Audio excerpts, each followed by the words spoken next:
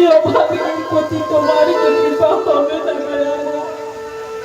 তুমি ছাড়া আমার যে আপন বলতে কেউ নেই দয়াময়, একবার কৃপা করো। শুনেছি যার কেউ নেই তুমি নাকি তার, আর তো আমার কেউ নেই দয়াময়। তবে কেন তুমি আমায় দেখা দিচ্ছ না প্রভু? ওমা, ওই সামরি দিন রাত প্রভু রাম নাম জপ করে আর বনে বনে ঘুরে বেড়ায়।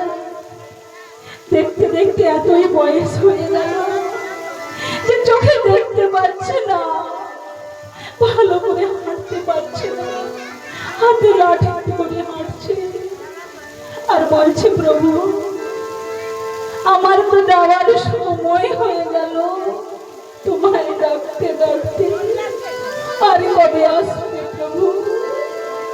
আমি কি তোমার দর্শন পাবো না? তাই সাবরী যেই বনের মধ্যে বাস করে আছে ওই বনটির নাম হচ্ছে পঞ্চবটির বন।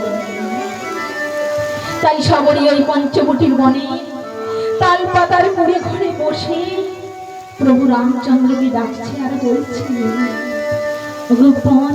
পঞ্চবটি পাতা